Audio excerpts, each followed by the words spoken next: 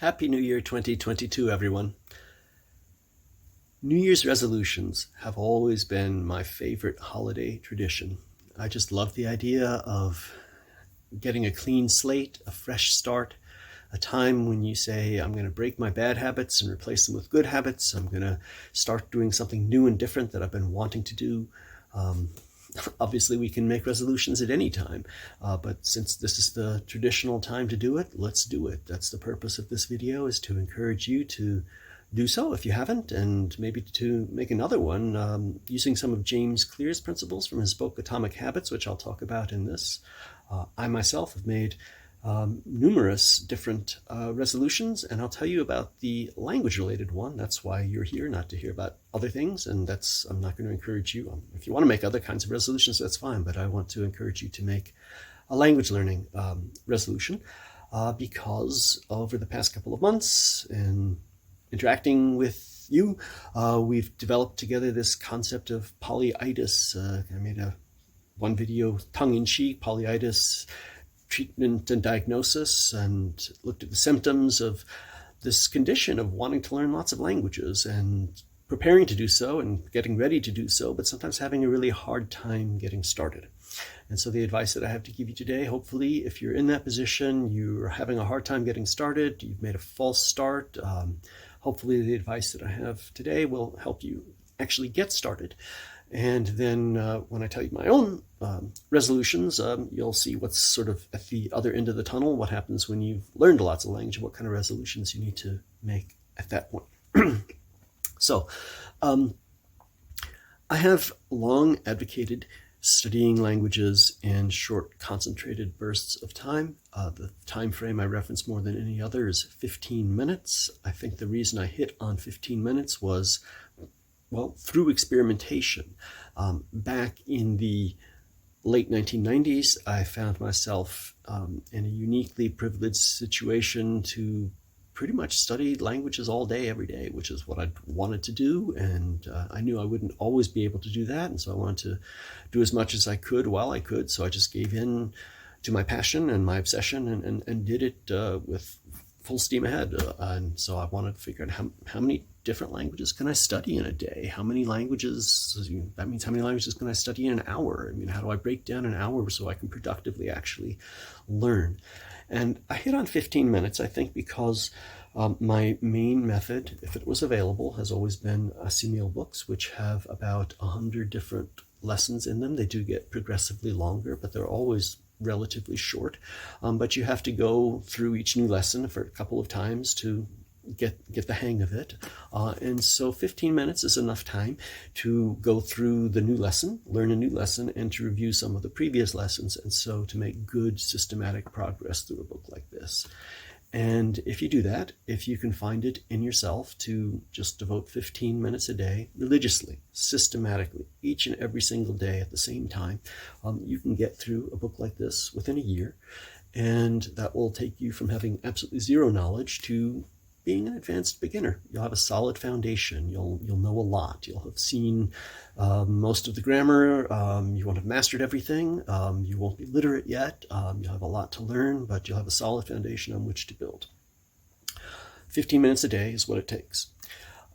If you have more, that's better. If you have half an hour, that's obviously better than 15 minutes, but I wouldn't say that you should study for half an hour at a time. I would say study 15 minutes in the morning and 15 minutes in the evening. I like to break things down into about that time frame.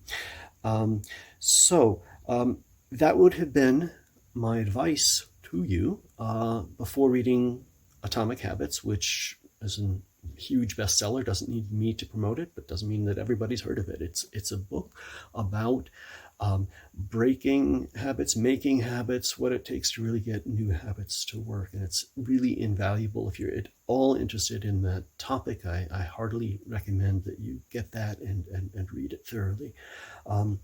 Basically, what Clear says is that perhaps something like that, okay, just go do 15 minutes. That sounds like Nike's advice. Just try it. Maybe that's too much at first. If you haven't, I can say that because I've done it many times before. But if you haven't, to find that time, to devote that time, and to sit down and actually do it might be asking too much all at once.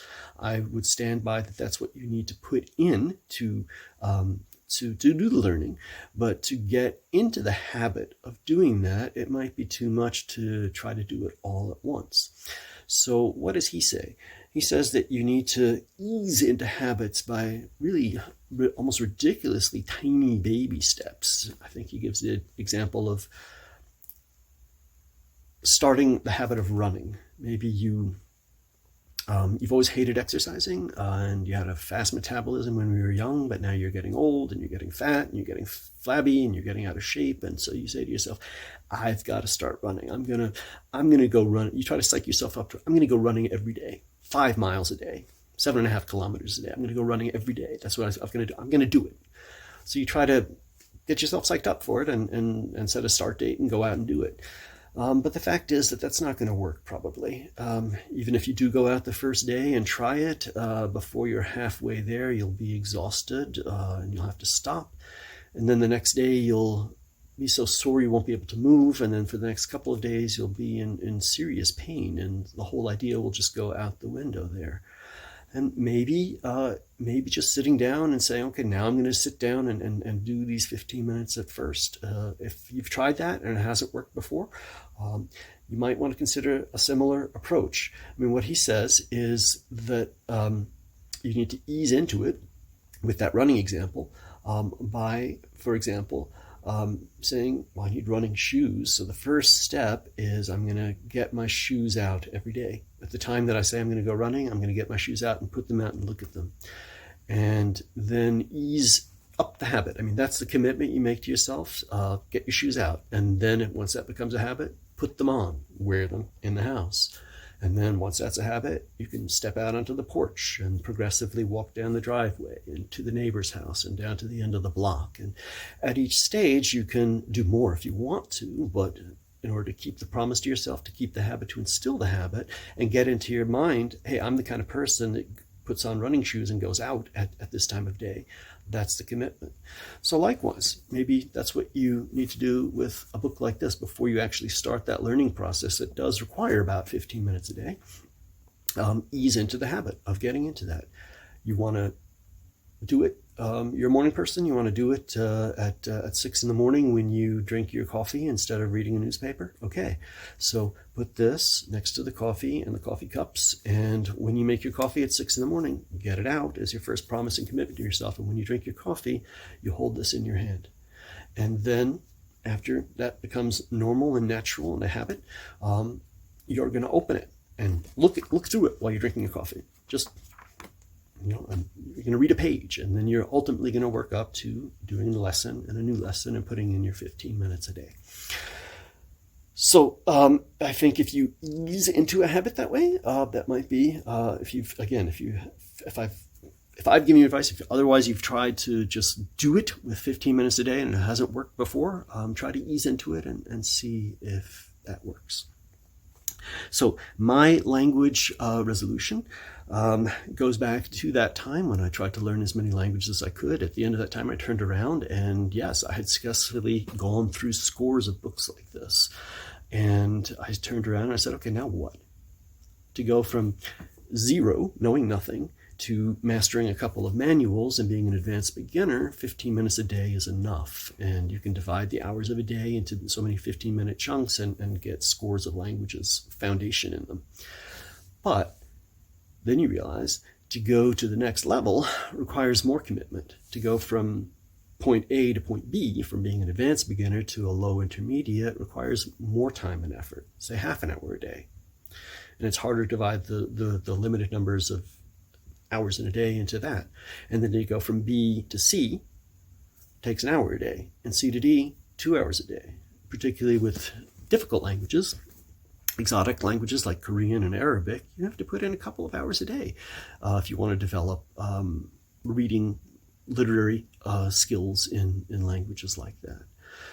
And so basically I found that I had bitten off more than I could chew. I'd learned too many languages, and if I wanted to take some of them to more respectable, advanced reading levels, then I had to make some sacrifices with the others. Now, I divide my linguistic universe into two categories. On the one hand, there's Germanic and Romance languages, and then there's pretty much everything else. And the categories and everything else, that's the ones that I need to do the more work on. And so in order to take Arabic and Korean to respectable reading abilities, I had to sacrifice Chinese and Japanese and Turkish and Swahili. And I did keep other languages like Persian and Hindi and the like that I've kept working on systematically over years, but I had to make a lot of sacrifices in the other category.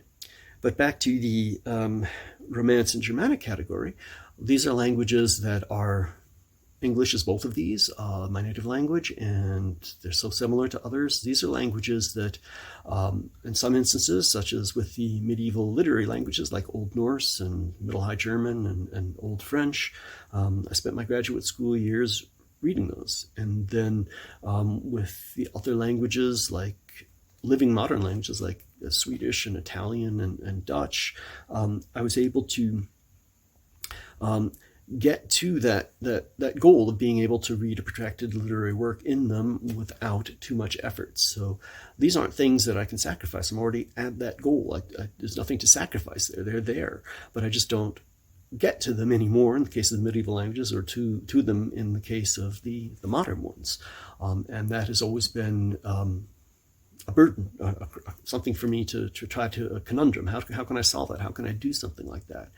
And so I have developed schemes over the years of saying, okay, I'll do this language this month and that language next month, or I'll read this book, take turns, and it's just never worked out. And now I think with reflecting on James Clear's principles, that's too big a goal.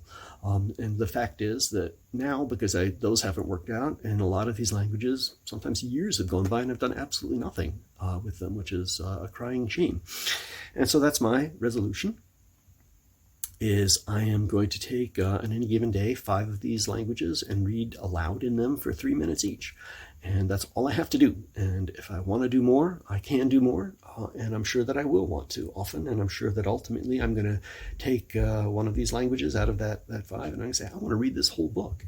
And then I'll finally get that done again. And I'll do it out of love of the language and love of the text, and not out of some, okay, it's scheduled time for me to do this.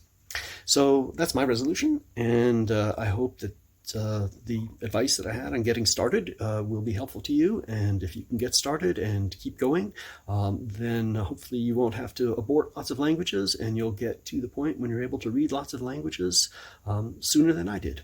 So thank you for listening, and I will talk to you next time.